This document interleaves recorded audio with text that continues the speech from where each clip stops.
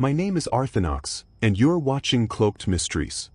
Here, we explore discoveries that challenge everything we thought we knew about Earth's past. And today, the question is simple and terrifying. What would you do if you came face to face with a tyrannosaur?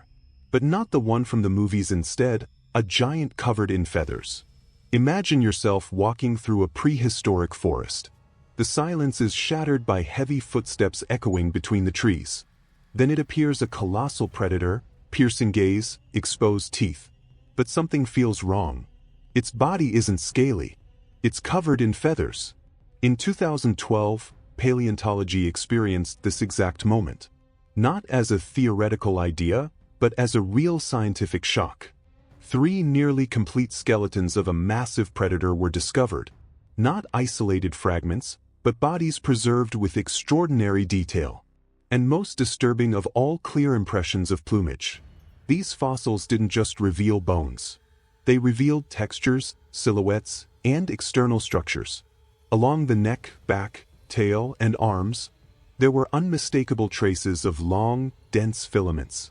The impossible was now carved into stone. These were not modern feathers like those of today's birds. They were proto-feather, simple, elongated, flexible structures. But feathers nonetheless, with no scientific doubt. The largest feathered predator ever discovered at the time. A giant that forced science to stop and rethink everything. This animal was given a name that reflected its uniqueness. Yutyrannus huali, the beautiful feathered tyrant. And its existence didn't just tell a new story. It shattered long-held assumptions about large carnivores. The past had suddenly become far stranger. The Yutyrannus was not small. Not even medium-sized. It was a true colossus for its era. Measuring around 30 feet in length, it weighed roughly 1.5 tons. Some estimates suggest something even more impressive. Depending on the individual, it may have been larger. Until that moment, feathered dinosaurs were believed to be limited to small, lightweight forms. Fragile creatures, closely related to primitive birds. The scientific consensus was clear. As theropods grew larger, they lost their feathers. Scales replaced plumage to manage body heat. Giants, by this logic, simply couldn't be feathered. Yutyrannus tore that rule to shreds. It dramatically expanded the known limits. Before it, the largest feathered dinosaurs were up to 40 times smaller. In a single discovery, the ceiling collapsed.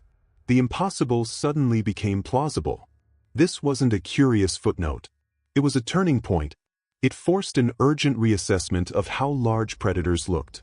It changed hypotheses about physiology, ecology, and behavior. And it raised a deeply unsettling new question. The question was no longer which dinosaurs had feathers. It became which ones didn't. Yutyrannus wasn't a strange exception. It was fossilized proof of a far more diverse world. One very different from the image shaped by movies. When we think of tyrannosaurs, one name dominates everything. Tyrannosaurus rex. The ultimate icon of the late Cretaceous. But Yutyrannus tells a much older story. And perhaps an even more revealing one. It lived between 130 and 120 million years ago. During the early Cretaceous, a very different world. The dominant predators were other giants. Carcharodontosaurids and Spinosaurids ruled. Tyrannosaurs were supposedly just background players. For decades, this narrative was accepted. Small, opportunistic tyrannosaurs living in the shadows. Only much later would they grow massive. Yutyrannus demolishes that timeline. It proves that story is wrong. In certain isolated environments, things were different. The Tyrant lineage was already producing super predators. Far earlier than expected. Long before T-Rex. And while other giants still dominated elsewhere. Its evolutionary position is crucial. It belongs to a branch distinct from classic tyrannosaurids. And that points to something even more surprising. Gigantism evolved more than once within this group. Independently, this parallel evolution reveals extreme versatility. Tyrants didn't follow a single path. They experimented, adapted, and dominated. Each branch explored different solutions. Yutyrannus represents this powerful early stage. To truly understand Yutyrannus, you must forget T-Rex. It wasn't a primitive version of the famous predator. It was something else entirely, shaped by a unique ecological niche. And that shows in every detail of its body. The skull is the first warning sign. While T-Rex had a wide, bone-crushing skull, designed to withstand extreme forces, Yutyrannus had a taller, narrower skull, built for slicing, not crushing. Its teeth were serrated blades, perfect for tearing flesh efficiently. Less brute force, more precision. A different hunting style, more dynamic and versatile. The arms tell another story. No vestigial limbs here. They were long, strong, and fully functional, with 3 fingers armed with curved claws.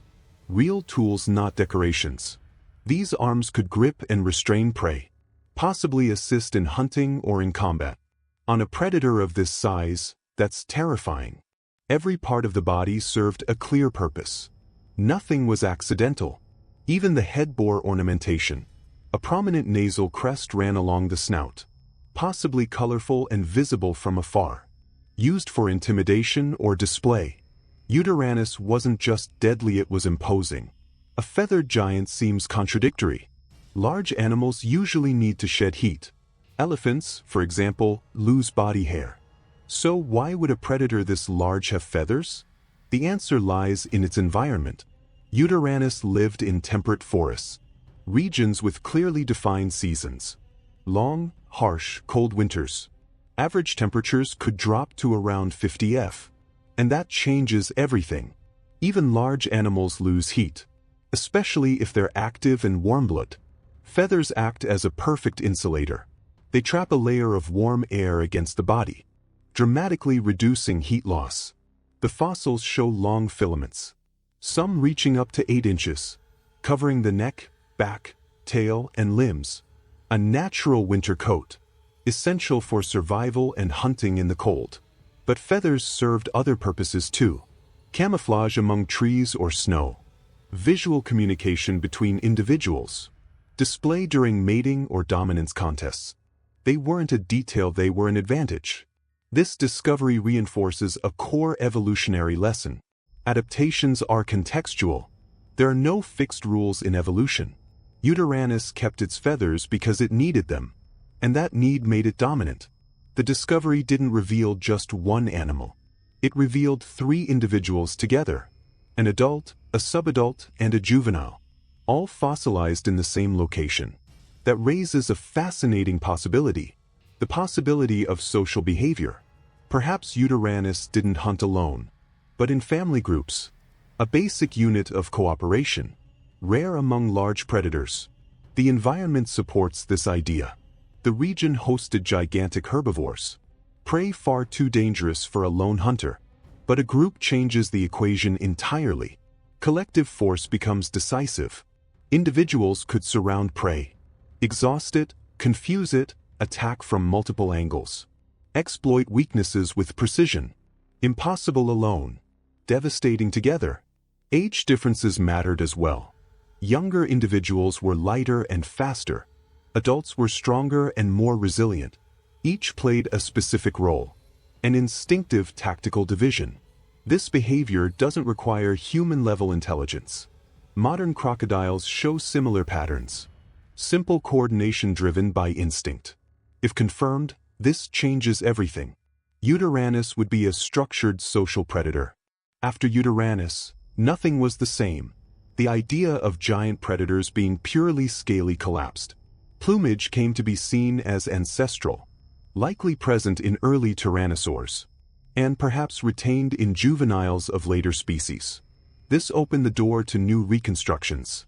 Even where direct evidence is missing, giants can now be imagined with feathering, especially in cold or isolated environments. Scientific imagination gained new colors.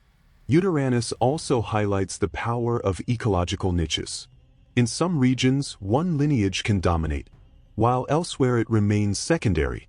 Evolution isn't linear. It's opportunistic. It also intensified debates about social behavior. Large theropods may not have been so solitary. Cooperation may have been more common, changing how we view their behavior. and their instinct-driven intelligence. Yutyrannus doesn't just fill an evolutionary gap. It breaks rules, challenges old models, and reminds us the past isn't fixed. It changes with every new discovery. Yutyrannus is a symbol of that truth, a reminder that Earth's past was stranger, more diverse, more surprising than we ever imagined. Yutyrannus teaches us something fundamental. Science isn't a collection of eternal truths. It's a story constantly being rewritten. Each fossil is a new sentence in an ancient book, and some flip the entire narrative upside down. Imagine encountering a group of these giants in a forest. Silent, feathered, moving between the trees. It's a chilling image even today. And now I ask you, had you heard of Yutyrannus before?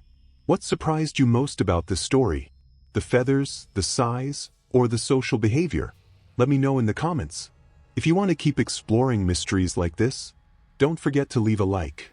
Subscribe to the channel so you don't miss future videos. It helps Cloaked Mysteries grow more than you know. Take care, and I'll see you at the next discovery.